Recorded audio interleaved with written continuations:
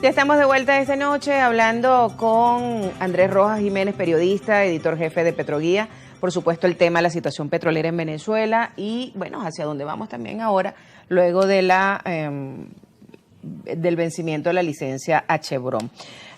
Andrés, estábamos conversando, ¿no? El tema de la deuda, no se sabe cuánto le debe Venezuela a Chevron, cuánto se le logró pagar durante ese tiempo que fue reanudada.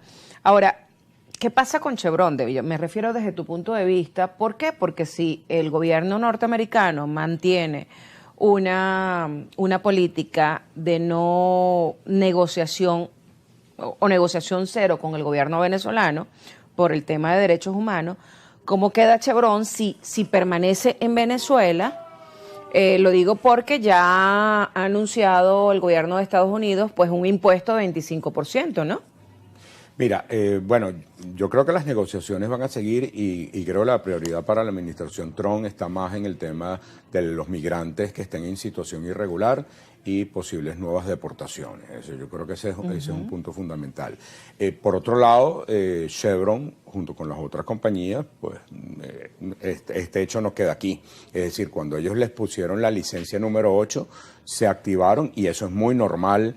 En todas partes del mundo. Lo que pasa es que en el caso americano existe formalmente lo que llaman las agencias de lobby, que son como agencias de relaciones públicas que buscan influenciar y dar argumentaciones sobre si una medida pesa o no pesa dentro de los intereses, en este caso de una compañía de los Estados Unidos y de empresas que hacen servicio. Pues. Y después está la propia realidad de las empresas que recibían eso, que estamos hablando alrededor de 13 compañías que recibían crudo venezolano, sobre todo en la parte sur de los Estados Unidos. Estamos hablando de los estados de Texas, de Luisiana. Entonces, ahí hay unos puntos fundamentales que tienen que irse avanzando, ¿no? Entre las autoridades de los Estados Unidos y las autoridades venezolanas. Por contraparte, digamos, ya aquí vivimos ese episodio. Es decir, entre el año 2019 y noviembre del año 2022, digamos, se tuvieron que buscar otras opciones que obviamente generan una complejidad, porque no es lo mismo enviar el petróleo al continente asiático que a los Estados Unidos. Después el hecho de ser un país que está bajo el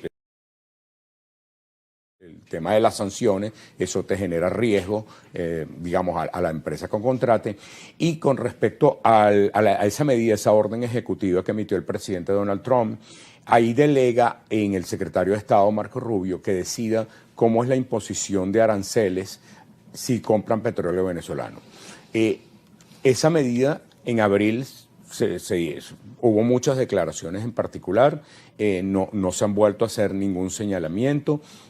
Hay que ver hasta qué punto, cómo va a ser la ejecución de esa medida y sobre todo cuál va a ser la respuesta de los países receptores. La última vez que Rubio habló sobre el tema, había señalado que no estaba previsto una licencia para el tema de mantenimiento de Chevron en Venezuela. Aquí, bueno, pero fíjate que aquí todo indica, y me remito, es decir, no a decir fuentes, sino me remito al comunicado que recibimos y que lo recibió Bloomberg, lo recibió Reuters y otros medios de comunicación, que claramente dice que su permanencia en Venezuela sigue apegada a la normativa de sanciones que tiene los Estados Unidos.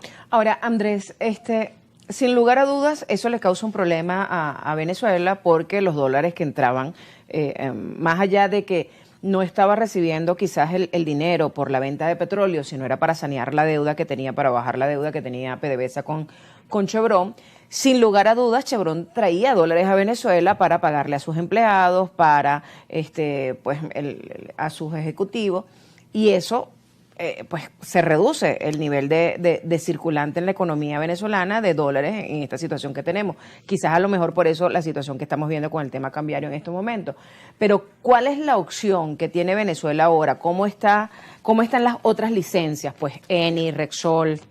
Mira, es importante lo que mencionas sobre el tema de cómo entraban esos dólares que venían de Chevron a la economía venezolana y de las otras empresas transnacionales, porque además de esa licencia de la 41 estaba la licencia 35 que permitía a Chevron hacer unos pagos determinados por concepto de servicios, por concepto de cargas impositivas, tomando en cuenta que es una empresa que tiene oficinas aquí en Caracas, es decir, no es que se queda y no tiene obligaciones que cumplir. Entonces eso se entendió, incluso esa licencia 35 viene del primer gobierno de Trump. Es decir, entonces habían unas disposiciones, dado que están permitiendo que la empresa continúe en Venezuela bajo unas condiciones mínimas. Pero el tema de los desembolsos es muy importante porque usualmente, ¿qué pasa?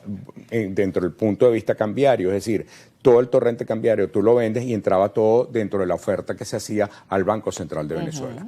Aquí, tomando en cuenta que el Banco Central de Venezuela está sancionado por los Estados Unidos, al igual que la banca pública, Chevron tenía prohibido hacer desembolsos a la banca pública y tenían que establecerse muy bien cuáles eran los bancos que tenían que recibir esos dólares. Entonces, Chevron llevó a que esos dólares fueran vendidos a esos bancos que estaban autorizados y Chevron tenía que notificar al Departamento del Tesoro, a la OFAC, los pagos que se hacían, los desembolsos que se hacían, incluso la asignación de esas divisas. Entonces, esto lo aclaro porque obviamente este tema ha tenido distintos comentarios, entiendo el debate político, pero la realidad de la OFAC y de Chevron era esa, al margen de otras consideraciones. ¿Y cómo quedan el resto de las licencias, Eni, Rexol? Eso vamos a hablarlo al regreso porque nos toca hacer una nueva pausa y por supuesto también lo que tiene que ver con la licencia para explotar gas de